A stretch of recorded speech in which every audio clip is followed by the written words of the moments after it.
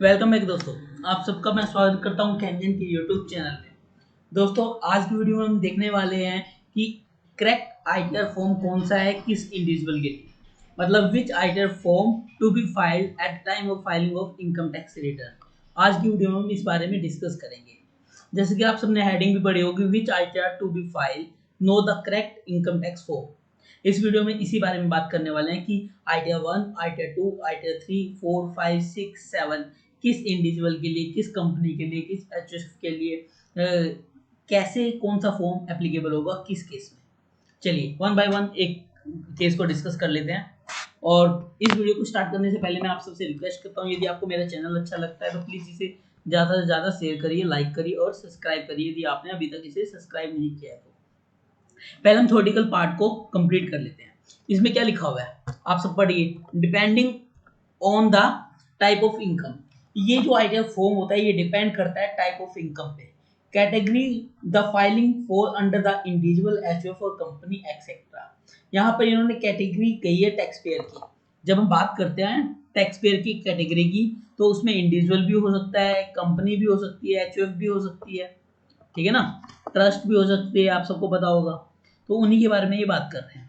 The income that the tax payer make, there are different type of the income tax return forms.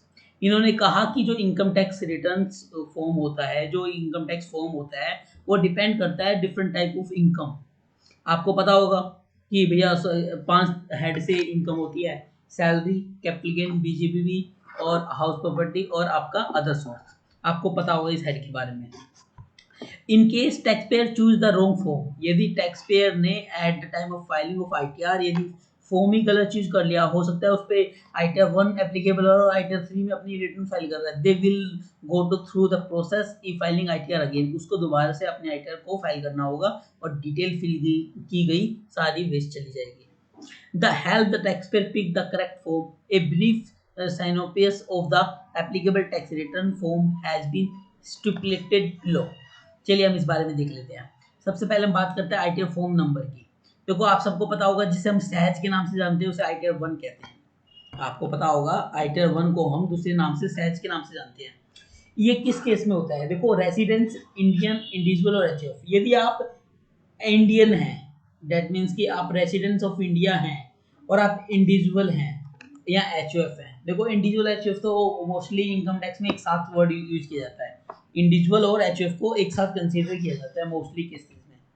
तो बस resident देख लीजिए, अब resident है, NR हैं, आर हैं, N R N O R हैं, ये एक रेसिडेंस का चैप्टर होता है इनकम टैक्स में। आप सर्च करेंगे तो आपको पता लग जाएगा, इसके बारे में काफ़ी सारी वीडियो बनी हुई है ऑलरेडी यूट्यूब पे कि R N O R N R इन का स्टेटस कैसे पता लगता है।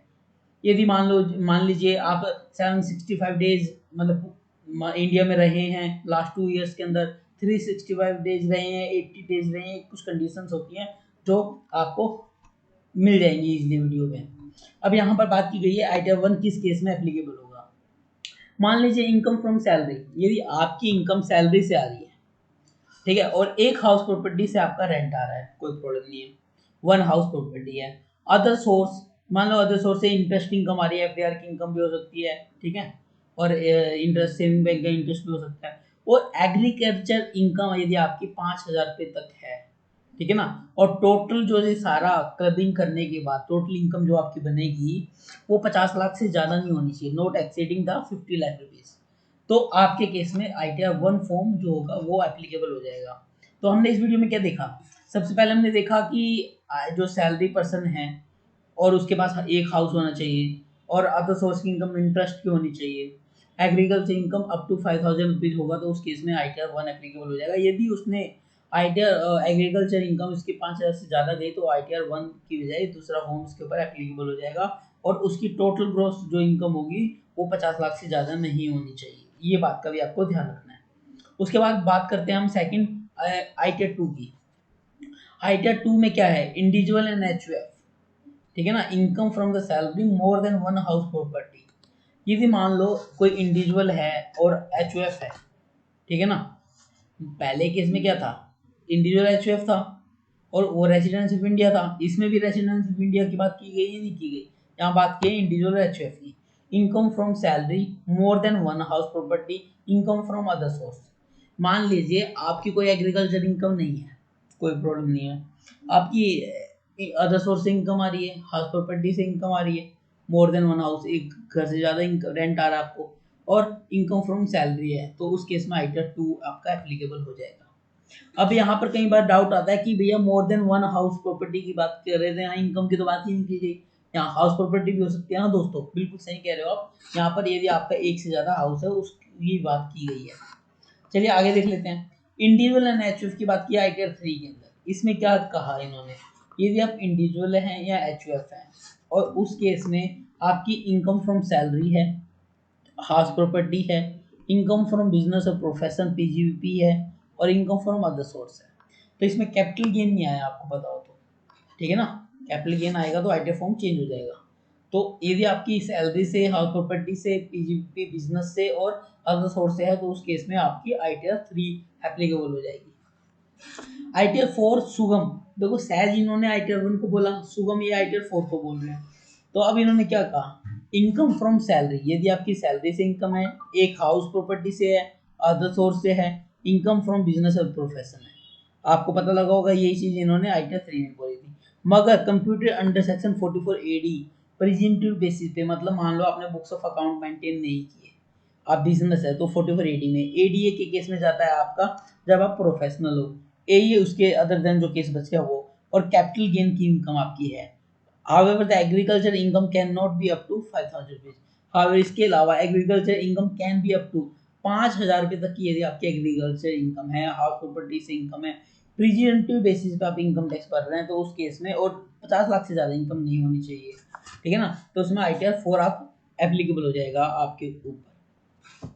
नॉर्मली जो एसएससी होता है आईटीआर 3 आईटीआर 4 में एप्लीकेबल हो जाता है, जो सैलरीड पर्सन होते हैं वो आईटीआर 1 और 2 में आ जाते हैं, ठीक है ना, इस चीज का ध्यान रखना। बिजनेस वाले आईटीआर 3 और आईटीआर 4 में आ जाते हैं नॉर्मली। अब आती है आईटीआर 5 की बात। अब आईटीआर 1 2 3 4 तो लोगों को मोस्टली पता भी होता है, इसके बारे में इसलिए मैंने ज़्यादा डिटेल में नहीं गया। अब बात कर लेते हैं आईटीआर 5 के बारे में। आईटीआर 5 क्या कहती है, द लोकल फर्म अथॉरिटी, ठीक है ना, फर्म होगी, पार्टनरशिप फर्म होगी, लोकल अथॉरिटी एमसीए वगैरह हो गया आपकी, आर्टिफिशियल जुडिशियल पर्सन एओपी की बात कर ली, बीओआई की बात कर ली, सोसाइटी की बात कर ली, एलएलपी की बात कर ली, एसोसिएशन ऑफ एओपी की बात कर ली, एचयूएफ की बात कर ली, कंपनी की बात कर ली। मगर यहाँ बात करी साथ में पर्सन फाइलिंग फॉर्म 7, ठीक है ना, आईटीआर फॉर्म 7 की बात कर रहे हैं। इस केस में क्या है कि income from the house property, यदि हाउस प्रॉपर्टी से इनकम है और बिजनेस से इनकम है और अदर सोर्स से इनकम है, यहाँ पर इन्होंने क्या नहीं लिया, कैपिटल गेन नहीं लिया आपका, ठीक है ना, और साथ में इन्होंने यहाँ पर एक चीज को कंसीडर नहीं किया। अब बताएगा कोई मुझे, सैलरी, यदि आपकी सैलरी की इनकम है वो यहाँ पर इन्होंने कंसीडर नहीं करी, इन्होंने कहा आईटीआर 5 एप्लीकेबल होगा उस केस में। देखो मोस्टली तो आपका आईटीआर 4 आईटीआर 3 में आप कवर हो गए। उसके अलावा यदि आप पार्टनरशिप फर्म में है, लोकल अथॉरिटी है, एओपी बीओआई है, कॉर्पोरेटिव सोसाइटी है, एचयूएफ है, ठीक है ना। एचयूएफ किस केस में, जब आपकी अदर सोर्स की इनकम, बिजनेस प्रोफेशन की इनकम और हाउस प्रॉपर्टी की इनकम है, ना कैपिटल गेन की इनकम है, ना आपकी सैलरी की इनकम, उस केस में आईटीआर 5 आपके ऊपर एप्लीकेबल हो जाएगा। अब बात आती है आईटीआर 6 की। ITR 6 company other than the company claiming the exemption under section 11, यदि कोई company other than the companies, मतलब क्या कि प्राइवेट लिमिटेड कंपनी को छोड़ के, मान लो यहाँ पर बात करूँ ट्रस्ट की, जो एग्जम्पशन क्लेम कर रही है सेक्शन 11 के अंदर, सोसाइटी की, उस केस में आईटीआर 6 लग जाएगी, ठीक है। और इसके अलावा जितने भी केस बच गए उसमें आईटीआर 7 देखो नॉर्मली तो आपको पता होगा कि कब जाती है। यहाँ तो आप बात कर रहे हैं income drive from the property held under trust, यहाँ पर बात की है ट्रस्ट के केस में जाएगी, पॉलिटिकल पार्टी के केस में जाएगी, ठीक है ना। और उसके बाद हम बात करें साइंटिफिक रिसर्च एसोसिएशन के बारे में जाएगी, और ये यूनिवर्सिटी कॉलेज के बारे में। तो मतलब आप एक बात ध्यान मोटी मोटी रख लें अपने माइंड में कि कोई ट्रस्ट है उस केस में, ठीक है ना। और साथ में बात कर लें यहाँ पर कि इन्वेस्टमेंट फंड, यहाँ पर इन्वेस्टमेंट फंड की बात की है, that present under the section 115 UB. अब इसे रीड करेंगे तो आपको पता लग जाएगा इसमें क्या है। इन्होंने बात करी कि ट्रस्ट हो, पॉलिटिकल पार्टी हो, साइंटिफिक रिसर्च हो, स्कूल हो, कॉलेज हो, यूनिवर्सिटी हो, इंस्टीट्यूट हो कोई, उस केस में आपकी आईटीआर 7 जाती है। आपको ध्यान रखना है इस बात का, ठीक है ना। तो आपने अभी कौन से फॉर्म दिया, आईटीआर 1 2 3 4 5 6 7। 1 के केस में आपको बताया था मैंने कि सैलरी पर्सन है, एक हाउस है, अदर सोर्स की इनकम है, और agriculture income up to 5000 rupees हो, उस केस में आइटम 1 जाएगी। आइटम 2 में मैंने बताया था सैलरी मोर देन 1 हाउस हो और अदर सोर्स की इनकम हो, कैपिटल गेन और आपकी पीजीबीपी की इनकम नहीं होनी चाहिए, नहीं तो आइटम 2 नहीं जाएगी। आइटम 3 कब जाएगी?